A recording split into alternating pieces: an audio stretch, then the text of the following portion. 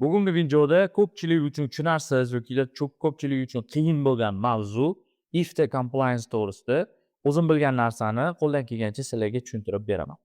Videoni boshlashdan oldin men 4 ta narsani yaxshilab bilib olishinglarni xohlagan bo'lardim. Birinchisi, IFTA taxlar siz, ya'ni kompaniya fuelni qaysi shtatda consume qilganiga qarab turib to'lanadi. O'zi umuman fuel tax Amerikada nega to'lanadi? Amerikada sotib olgan fuelingiz uchun emas, balki uni consume ishlatganligingiz uchun, ya'ni atmosferani ifloslantirganligingiz uchun tax to'lanadi. IFTA taxlari o'sha qaysi shtatda siz fuelni ishlatgan bo'lsangiz, shunga qarab to'lanadi. Bu birinchisi. Ikkinchisi, fuel tax credit degan narsa bor. Buni video davomida nimaligini tushuntirib beraman. O'sha fuel tax creditlar siz qaysi shtatda fuelni sotib olganingizdan kelib chiqib beriladi. Endi uchinchi narsa bor. Uchinchisi, siz iftaga to'laydigan taxlaringizni summasi qancha fuel consume qilib, qancha fuel sotib olganingizni farqidan kelib chiqib belgilanadi. Va to'rtinchisi, har bitta shtatda o'zini fuel tax price bor. Videoni boshlashdan oldin mana shu 4 tani yaxshilab eslab qolishinglarni men iltimos qilgan bo'lardim, chunki video davomida mana shu 4 ta narsa asosida men sizlarga mavzuni tushuntirib beraman. Mavzuni boshlaydigan bo'lsak, bu mavzuni yaxshilab tushuntirib berishlik uchun men bitta yukka misolida foydalanaman. Sizlarga shu misolda tushuntirib o'taman. Misol tariqasida olsak, bizning yukimiz Kentucky bilan Tennessee shtatini o'rtasida bo'lyapti deydigan bo'lsak. O'rtoqlar, aytib o'taman, bu misolda men sizlarga ko'rsatayotgan har bitta sonlar, bu hammasi misol tariqasida olingan, hech qanaqangi statistika yoki bazadagi sonlar emas. Shunchaki men sizlarga tushuntirib berishligim uchun o'zim misol tariqasida sonlarni oldim. Xo'p, endi deylik yuk qilamiz Tennesseedan Kentuckyga. Misol uchun Memphis Tennesseedan Covington Kentucky yuk bo'lyapti. Mana shu yuk davomida biz zapravka qildik, fuel qildik. Fuelni uslovni olaylik, mana shu tochkadan oldik. Kentucky shtatida fuel purchase qildik. Uslovni olamiz, fuel purchase $3.13 sentdan bo'ldi. Ya'ni fuelni har bitta galloniga biz $3.13 sentdan to'ladik. Biz 140 gallon fuel oldik deb, misol uchun 140 gallon olamiz. O'shanda biz fuelga rasxod qildik $438.20. Endi har bitta shtatda o'zini boya aytganimdagi fuel tax price bor. Misol uchun Kentuckyda men oldim 20 sentu 20.5 sent. Tennessee shtati uchun 31.4 sent deb misol tariqasida oldim. Endi IFTA deposit degan narsa bor, fuel tax deposit bor. U narsa nima deyilsa, biz har gal fuel purchase qilganimizda o'sha purchase'imizdan depozit to'laymiz. Ya'ni ko'pchilik bu narsani fuel taxi nalogi shodda deb o'ylaydi, aslida yo'q. Bu IFTA deposit. Bu nima deyilsa, mana misol uchun biz shu joydan zapravka qilganimizda 140 gallon fuel olgan bo'lsak, har bir galloniga Kentucky shtatining o'zini fuel tax price'iga ko'ra 20.5 sent to'laymiz. Bu degani biz IFTA bank deb tasavvur qilsak, fuel depositni biz IFTA bank deb tasavvur qiladigan bo'lsak, IFTA bankka biz Kentuckyda 140 gallon olganimizda $28.70 IFTA bankiga tushirib qo'ydik. Uslovni IFTA bank deb olaylik, IFTA deposit o'zi. IFTA bankiga $28.70 tushirdik. Endi bu qachon ishlaydi, nimaga ishlaydi deyilsa, misol olaylik, biz IFTA period kelganda, IFTA quarter 3 oylik quarterda keladi. O'sha kelganda biz IFTaga soliq to'lashimiz kerak. Fuel tax to'lashimiz kerak. To'layotganda summamiz kelib chiqadi. Uslovni desak, biz $600 to'lashimiz kerak bo'lsa agar, $600 biz har gal fuel purchase qilganimizda, mana misol uchun birinchisida $28.70 to'ladik, keyin yana boshqa zapravka qildik, bu yoqdan yana IFTA deposit o'tkazdik. O'sha qayerda zapravka qilgan bo'lsak, o'sha shtatda fuel tax price'iga ko'ra IFTA depozitga purchase qilgan fuelimizni galloniga ko'paytirganda depozit to'lab bordik. O'sha depozitimiz yig'ilib, misol bizda $400 bo'ldi. Endi biz IFTaga $600 to'lashimiz kerak edi, lekin depozitimiz bor edi, $400 depozit yig'ib qo'ygandik 3 oy davomida. O'sha 400 ayirsak, biz IFTaga summarniyda yana $200 to'lab berishimiz kerak. Ya'ni fuel tax bor-ku o'zi IFTA taxlar. qancha fuel consume qilganimizga va qaysi shtatda consume qilganimizga qarab belgilanadida summasi kelib chiqadi. Va biza ifta depozitga ajratib qo'ygan summamiz 3 oy davomida har gal quick purchase qilganimizda o'sha summamiz iftani summasidan ayriladida, o'rtadagi razlitsasi to'lab beriladi. Endi bu $600 qanaqa qilib hisoblanadi?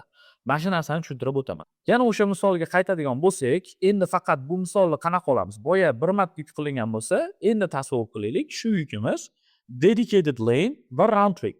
Har doim pick-up bilan delivery lokatsiya bitta. Boradi, keladi, boradi, keladi. Shunaqa yukdan deylik haftasiga 4 ta qilamiz, uslovni olganda.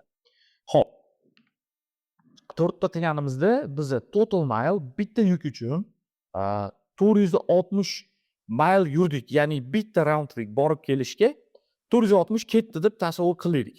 Memphisdan Covingtonga обратно Memphisga qaytganimizda 460 mile yurdik deb tasavvur qilsak, Kentuckyda o'zida biza 464 mile yurdik. Va Tennessee shtatida 496 mile yurdik. Ya'ni o'sha 960 Tennessee bilan Kentuckyga yurgan maylarimizni ajratib oldik. Bu narsa nimaga kerak? Buni sal turib video davomida tushuntiraman. Fuel tax fuelni qancha consume qilganimizni, qaysi shtatda qancha fuel yoqqanimizni hisoblashimiz uchun kerak bo'ladi.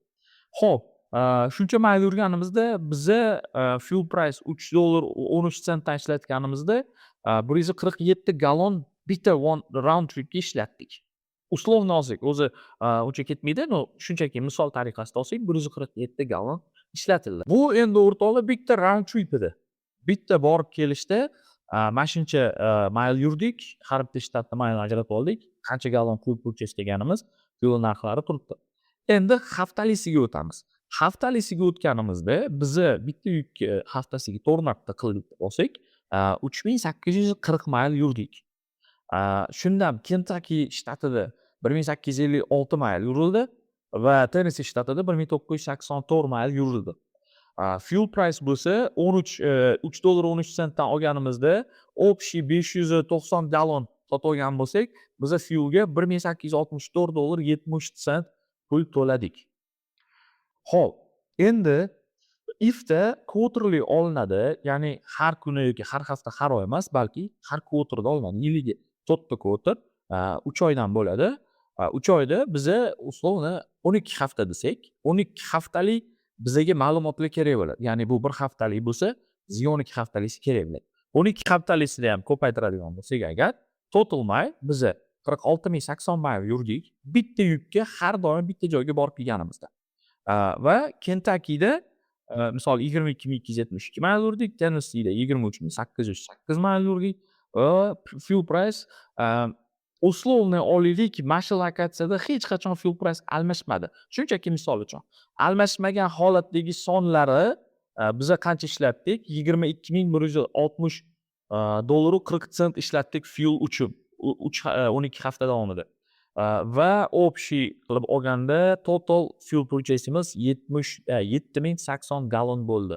Ya'ni o'sha 46080 mile uchun 7080 gallon fuel sotib oldik. Ya'ni shuncha fuel ishlatdik. Xo'p, bu sonlar bizga nima beradi? Endi iftani hisoblashga o'tamiz. Ifta o'zi qanaqa hisoblanadi?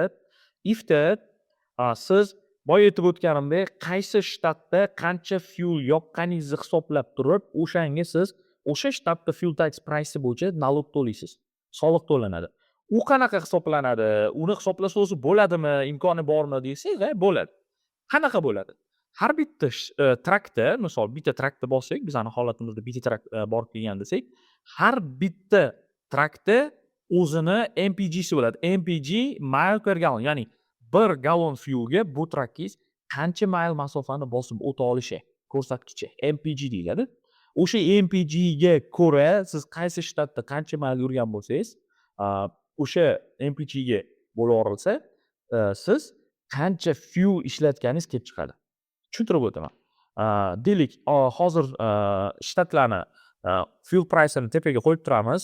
Fuel tax price misol Tennessee'niki 31.4 sent, Kentucky'niki 20.5 sent. Deyiladigan bo'lsa, MPGga o'tamiz. Fuel consumption. MPG'imiz, ya'ni bizning tripimizda MPG'ni qanaqa hisoblab olamiz? Aytib o'tganimdek, 46080 mile bo'lamiz общий consume qilingan fuelga 70.080. Ya'ni biza to есть uzr 7.080 gallon fuel sotib olgandik va o'sha fuel bilan 46.080 mayl yurdik. Shuni bo'lib oladigan bo'lsak, trakimizning MPG'si, ya'ni mile per galloni 6,5 kelib chiqdi. 6,5 maylda 1 gallon fuel yoqib yuboradi bizning trakimiz. Mana shu 1 gallon fuelni, ya'ni mana shu 46.080 maylda endi necha gallon fuel yoqqanini hisoblab olsak bo'ladi. Ana o'shandan keyin tax to'lanadi. Lekin tax ham o'sha aytganimdek har bitta shtatda o'zini fuel tax price'iga qarab turib to'lanadi. Misol uchun biz aytaylik, Kentakida qancha gallon yoqdik? Mana Kentakida necha mayl yurganimizni fuel purchase'ga bo'laveradigan bo'lsak, necha mayl o'sha fuel yoqqanimizga bo'laveradigan bo'lsak, to есть MPG'imizga adashdim. Ya'ni MPG'ni hisoblab olamiz deb birinchi. MPG'ni Kentakida necha mayl yurgan bo'lsak, o'shanga biza maylni MPG'ga bo'lib olamiz. O'shanda necha gallon fuel yoqqanimiz kelib chiqadi. Deylik, mana 22.772 ni bo'lib olsak, agarda MPG'ga 6,5 ga bo'ladigan bo'lsak, 3.426.46 gallon fuelni biza Kentucky shtatida yoqdik. Tennessee shtatida bo'lsa, xuddi o'sha Tennesseeda yurilgan maylni MPG'ga bo'lamiz. 3.662.77 gallonni biza Tennessee shtatida yoqdik. Endi qancha tax to'lashimiz kerak? O'shani hisoblaymiz. Tax owed, ya'ni biza qancha tax qarzimiz bor Amerika hukumatiga. Kentuckyda $702.42 buni qanaqa hisobladim? Kentuckyda yoqilgan gallonni, 3.426 ni Kentucky shtatini fuel tax price'iga ko'paytiraman. Ya'ni biza har bitta yoqilgan gallon uchun 20.5 sent to'lashimiz kerak edi va Kentuckyda biza 3.426.46 gallon yoqdik. Shuni ko'paytirsak, biza Kentucky shtati uchun $702.42 qarzimiz bor fuel tax uchun. Endi Tennessee shtatiniki qancha bo'ladi? Uni ham xuddi shunaqa gallonni o'zini Tennessee shtatini fuel tax price'iga ko'paytiradigan bo'lsak, biza qancha qarzligimiz kelib chiqadi. Shunaqa qilib har bitta shtatga belgilanib oladi, qancha mayl yurildi va qancha fuel o'zi MPG'si qanaqa edi, o'shanga ko'paytiriladi-da, o'sha fuel tax price'iga ko'ra, o'sha shtatning fuel tax price'iga ko'ra har bitta shtatdan nechta pul qarzligimiz chiqazib olinadi-da. Va undan keyin har bittasi summasi qo'shib chiqiladi. Deylik, mana $702.42 ga $1.150.11 sentni qo'shganimizda